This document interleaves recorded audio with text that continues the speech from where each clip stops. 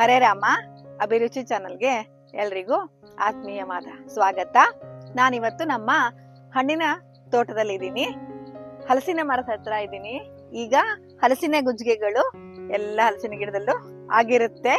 ಆ ಹಲಸಿನ ಗುಜ್ಜಿಗೆಯಿಂದ ಒಂದು ಸಾಂಬಾರ್ ಮಾಡೋಣ.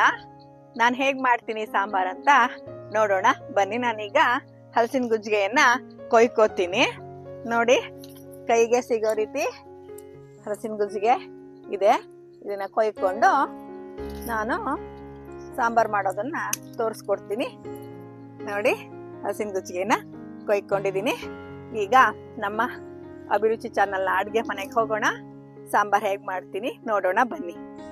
ಹಲಸಿನ ಗುಜ್ಜಿಗೆಯನ್ನ ಕೊಯ್ಕೊಂಡು ಬಂದಿದ್ದೀವಿ. ಈ ಹಲಸಿನ ಗುಜ್ಜಿಗೆನಲ್ಲಿ ತುಂಬಾ ಅಂದ್ರೆ ತುಂಬಾ ವೆರೈಟಿ ರೆಸಿಪಿಗಳಿದೆ, ಅಡುಗೆಗಳನ್ನ ಮಾಡ್ಕೋಬಹುದು. ನಾನು ಕೂಡ ಮಾಡ್ತೀನಿ. ಆದ್ರೆ ಎಲ್ರಿಗೂ ಹಲಸಿನ ಗುಜ್ಜಿಗೆ ಇಷ್ಟ.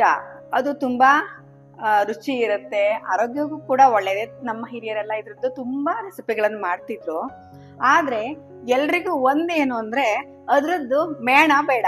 ಮೇಣ ಇರುತ್ತಲ್ವಾ, ಮೇಣ ಬೇಡ. ಆ ಮೇಣಕ್ಕೋಸ್ಕರ ಹಲಸಿನಕಾಯಿ ಇಷ್ಟ ಅಂದ್ರೂ ಅಯ್ಯೋ ಕೈಗೆಲ್ಲ ಮೇಣ, ಮೈಯೆಲ್ಲ ಮೇಣ ಬೇಡ ಅಂತ ಅದ್ರ ಅಡ್ಗೆನ ಮಾಡೋದನ್ನ ಒಂದೊಂದ್ಸಲಿ ಬಿಟ್ಬಿಡ್ತೀವಿ. ಆದ್ರೆ ಮೇಣ ಇಲ್ಲದೆ ಹೇಗೆ ಹಲಸಿನಕಾಯಿಂದ ಅಡ್ಗೆ ಮಾಡೋದು ಅಂತ ನಾನಿವತ್ತು ತೋರಿಸ್ಕೊಡ್ತೀನಿ. ಆ ರೀತಿ ಮಾಡ್ಕೊಂಡ್ರೆ ಕೈಗೆ ಮೇಣ ಬಡಿಯುತ್ತೆ ಅನ್ನೋ ಪ್ರಶ್ನೆನೇ ಇಲ್ಲ. ಡೈರೆಕ್ಟ್ ಈ ಹಲಸಿನ ಗುಜ್ಜಿಗೆನ ಕುಕ್ಕರಲ್ಲಿ ಹಾಕಿ ಬೇಯಿಸ್ಬಿಡೋದು. ನೋಡಿ ಹೇಗೆ ಅಂತ ನಾನು ತೋರಿಸ್ತೀನಿ. ಈಗ ಕುಕ್ಕರಲ್ಲಿ ಇದನ್ನ ತೊಳ್ಕೊಂಡಿದೀನಿ. ಕುಕ್ಕರಲ್ಲಿ ಇದನ್ನ ಇಟ್ಟು ಬೇಯಿಸೋಣ ಬನ್ನಿ. ಹಲಸಿನ ಗುಜ್ಜಿಗೆನ ನಾನು ಕುಕ್ಕರಲ್ಲಿ ಹಾಕ್ತಾ ಇದ್ದೀನಿ. ನೋಡಿ, ಕುಕ್ಕರಲ್ಲಿ ಹಾಕೊಂಡು ಇದಕ್ಕೆ ನಾವು ನೀರ್ ಹಾಕಿ ಬೇಯಿಸ್ಕೋಬೇಕು. ಇದು ಮುಳುಗೋ ರೀತಿ ನೀರ್ ಹಾಕೋಬೇಕು. ನೀರ್ ಹಾಕೊಂಡು ಬೇಯಿಸ್ಬೇಕು. ನೋಡಿ,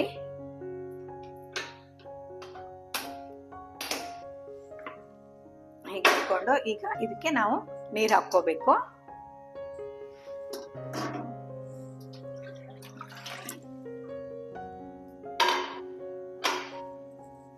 ತುಂಬಾ ನೀರ್ ಹಾಕೋಬೇಕು. ಇದು ಅದರಲ್ಲಿ ಬೇಯುತ್ತೆ.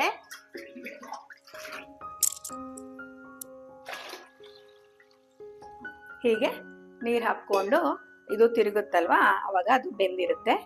ಬೇಯಿಸ್ಕೋಬೇಕು.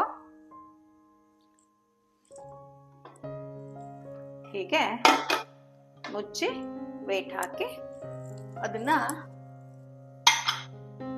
3 ವಿಷಲ್ ಮಾಡ್ಕೋಬೇಕು. ಅದು 3 ವಿಷಲ್ ಆದ್ಮೇಲೆ ವೇಟ್ ಇಳಿದ್ಮೇಲೆ ತೆಗೆದು ಅದು ಹೇಗೆ ಬೆಂದಿರುತ್ತೆ ತೋರಿಸ್ತೀನಿ. ಈಗ ಹಲಸಿನ ಗುಜ್ಜಿಗೆ ಬೇಯ್ತಾ ಇದೆ. ಅದರಿಂದ ನಾವು ಪಲ್ಯ, ಸಾಂಬಾರ್ ಎಲ್ಲ ಮಾಡ್ಕೋಬಹುದು. ಇವತ್ತು ನಾನು ಸಾಂಬಾರ್ ಮಾಡ್ತಿದ್ದೀನಿ. ಹಾಗಾಗಿ ಜೊತೆಗೇನೆ ತೊಗರಿ ಬೇಳೆನ ಈಗ ಬೇಯೋಕೆ ಇಡ್ತಾ ಇದ್ದೀನಿ. ತೊಗರಿ ಬೇಳೆ ನಾನು ಈ ಕಪ್ನಲ್ಲಿ 1 ಕಪ್ ಅಷ್ಟು ತಗೊಂಡಿದ್ದೀನಿ. ತೊಗರಿ ಬೇಳೆ ಕೂಡ ಬೇಯೋಕೆ ಇಟ್ಕೋತಾ ಇದ್ದೀನಿ.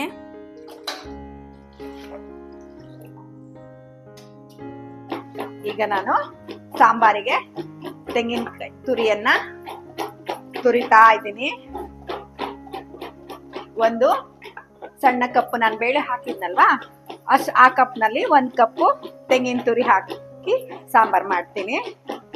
ಹಲಸಿನ ಗುಜ್ಜಿಗೆ ಬೆಂದಿದೆ, 3 ವಿಸಲ್ ಆಗಿದೆ. ಅದು ವೇಟ್ ಇಳಿಯೋ ತನಕ ನಾನು ಕಾಯಿ ತುರ್ಕೊಂಡೆ.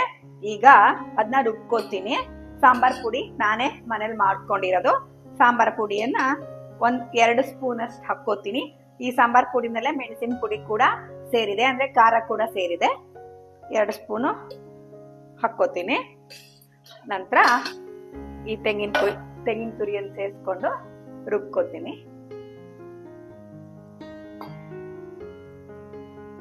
ನೀರ್ ಹಾಕೊಂಡು ರುಬ್ಕೋಬೇಕು. ಹಲಸಿನ ಗುಜ್ಜಿಗೆ ಬೆಂದಿದೆ, ಪ್ರೆಷರ್ ಇಳಿದಿದೆ. ನಾನು ಇದ್ರನ್ನ ಮುಚ್ಚಳ ತೆಗ್ದಿದ್ದೀನಿ. ನೋಡಿ, ಬೆಂದಿದೆ ಈ ರೀತಿ. ನೋಡಿ, ಹೀಗೆ ಮುಳ್ಳು ಬಿಡ್ಸೋಕ್ ಬರೋ ರೀತಿ ಬೆಂದಿದೆ. ಈಗ ಇದರಿಂದ ಹೇಗೆ ಈಗ ಸಾಂಬಾರು ಮಾಡೋಕ್ಕೆ ಹೋಳನ್ನ ಹೆಚ್ಕೋತೀನಿ ಅಂತ ತೋರಿಸ್ತೀನಿ. ನೋಡಿ, ಹೀಗೆ ಮಾಡಿದ್ರೆ ಇದು ಮುಳ್ಳು ಬಿಡಿಸೋಕೆ ತಿಕ್ಕಿದ್ರೆ ಸಾಕು. ಹಣ್ಣಾಗಿ ಬೆಂದಿರುತ್ತಲ್ವಾ, ಹೀಗೆ ತಿಕ್ಕಿದ್ರೆ ಇದು ಮುಳ್ಳು ಬಿಡುತ್ತೆ. ನೋಡಿ ಮೇಣ ಎಲ್ಲ ಬೆಂದೋಗಿದೆ. ಈ ರೀತಿ ಬಿಡಿಸ್ಕೋತಾ ಹೋದರೆ ಪೂರ್ತಿ ಅದು ಮುಳ್ಳು ಬಿಟ್ಕೊಳ್ಳುತ್ತೆ. ನೋಡಿ ಮೇಣ ಬರ್ತಾ ಇಲ್ಲ. ಕೈಗೆ ಮೇಣ ಇಲ್ದೇನೆ ಹಲಸಿನ ಗುಜ್ಜಿಗೆ ಅಡುಗೆನ ಮಾಡ್ಕೋಬೋದಲ್ವಾ. ಪೂರ್ತಿ ಬಿಡಿಸ್ಕೋತೀನಿ ಇದನ್ನ. ನೋಡಿ ನಾನು ಅಷ್ಟು ಹಲಸಿನ ಮುಳ್ಳು ಹೊರಭಾಗದ್ದು ಅಥವಾ ಸಿಪ್ಪೆನ ಬಿಡಿಸ್ಕೊಂಡಿದ್ದೀನಿ. ಈಗ ಇದನ್ನ ನೋಡಿ ಈ ರೀತಿ ಆಗುತ್ತೆ. ಎಲ್ಲೂ ಮೇಣ ಇಲ್ಲ, ಕೈಗೆ ಮೇಣ ಇಲ್ದೇನೆ ಅಡುಗೆ ಮಾಡ್ಬೋದು. ನೋಡಿ ಬಿಡಿಸ್ಕೊಂಡಿದ್ದೀನಿ. ಈಗ ಇದನ್ನ ಹೆಚ್ಚ್ತೀನಿ, ನೋಡೋಣ ಹೆಚ್ಚಿದ್ರೆ ಮೇಣ ಇರುತ್ತಾ ಅಂತ. ನೋಡಿ ಒಂದು ಸ್ವಲ್ಪನೂ ಕೂಡ ಮೇಣ ಇರಲ್ಲ. ಇದನ್ನ ಈಗ ನಾವು ಮಧ್ಯದ ಅದ್ರದ್ದು ಇದನ್ನ ತೆಕ್ಕೊಂಡು ಅಡುಗೆಯನ್ನ ಮಾಡಬೇಕು. ಹೆಚ್ಕೋತೀನಿ ಹೋಳನ್ನ. ನೋಡಿ ಹೆಚ್ಕೋತಾ ಇದ್ದೀನಿ. ಈ ಮಧ್ಯದಲ್ಲಿ ನಾವು ಮೂಗು ಅಂತ ಹೇಳ್ತೀವಲ್ವ, ಇದಕ್ಕೆ ಹಲಸಿನಕಾಯಿನ ಮೂಗನ್ನ ಹಾಕ್ಬಾರ್ದು. ಈ ರೀತಿ ಮೂಗನ್ನ ತೆಕ್ಕೋಬೇಕು. ಅದೇ ಇದನ್ನ ಬೇಯಿಸ್ಕೊಳ್ದೇನೆ ನಾವು ಮೂಗು ತೆಗಿತಾ ಇದ್ದಿದ್ರೆ ಕೈಗೆಲ್ಲ ಮೇಣ ಮೆಲ್ಕೋತಿತ್ತಲ್ವಾ. ನೋಡಿ ಈಗ ಬರಲ್ಲ, ಮೇಣ ಒಂಚೂರು ಇಲ್ಲ, ಎಲ್ಲ ಹೋಗಿದೆ. ಈ ರೀತಿ ಮೂಗನ್ನ ತೆಕ್ಕೊಂಡು ಹೋಳು ಮಾಡ್ಕೊಳ್ಳೋದು ಸಾಂಬಾರಿಗೆ. ಸಣ್ಣ ಬೇಕು ಅಂದ್ರೆ ಸಣ್ಣ ಪೂರ್ತಿ ಹೆಚ್ಕೊಳ್ಳೋಣ. ನೋಡಿ ಹಲಸಿನಕಾಯಿಯನ್ನ ಮೇಣ ಇಲ್ಲದೆ ಹೇಗೆ ಹೆಚ್ಕೊಳ್ಳೋದು ಅಂತ ನೋಡಿದ್ರಲ್ವಾ. ಈಗ ಮೇಣ ಕೈಗೆ ತಾಗುತ್ತೆ ಅಂತ ಇಲ್ದೇನೆ ಅಡಿಗೆಗಳನ್ನೆಲ್ಲ ಮಾಡ್ಕೋಬಹುದು. ಈಗ ಸಾಂಬಾರ್ ಮಾಡೋಣ.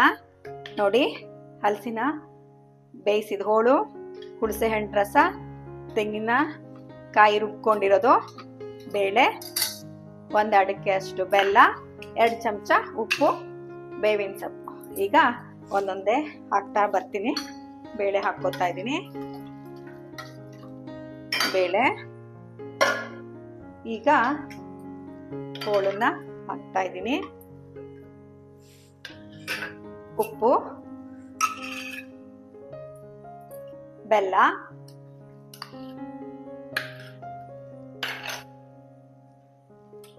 ಹುಣಸೆಹಣ್ಣು ರಸ 2 ಚಮಚ. ಈಗ 2 ಲೋಟ ನೀರು ಹಾಕೋಬೇಕು. ನೀರು ಹಾಕೊಂಡು ಕುದಿಸ್ಕೋಬೇಕು ಚೆನ್ನಾಗಿ. ಆಲ್ರೆಡಿ ಎಲ್ಲದು ಬೆಂದಿದೆ. ಕುದಿಸ್ಕೊಂಡು ಆಮೇಲೆ ಬಿಸಿಲನ್ನ ಹಾಕಬೇಕು.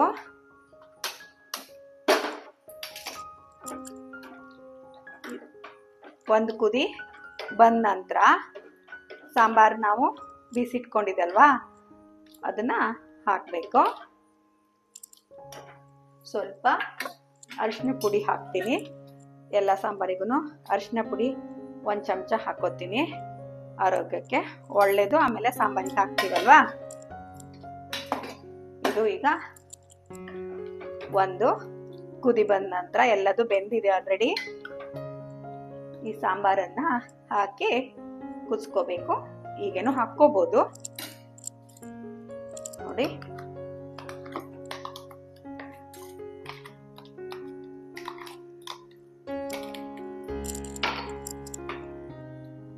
ಚೆನ್ನಾಗಿ ಕುದಿಸ್ಕೊಂಡ್ರೆ ಸಾಂಬಾರ್, ಹಲಸಿನ ಗುಜ್ಜಿಗೆ ಸಾಂಬಾರ್ ರೆಡಿ ಆಗುತ್ತೆ. ಹಲಸಿನ ಗುಜ್ಜಿಗೆ ಸಾಂಬಾರು ಈಗ ಕುದಿ ಬಂದಿದೆ. ನಾನು ಸ್ಟವ್ನ ಆಫ್ ಮಾಡ್ಕೊತಾ ಇದ್ದೀನಿ. ಈಗ ಬೇವಿನ ಸೊಪ್ಪು ಹಾಕಿದ್ರೆ ಸಾಂಬಾರ್ ರೆಡಿ. ನೋಡಿ ಹೋಳು ಚೆನ್ನಾಗಿ ಸಾಂಬಾರು ರೆಡಿ ಆಗಿದೆ.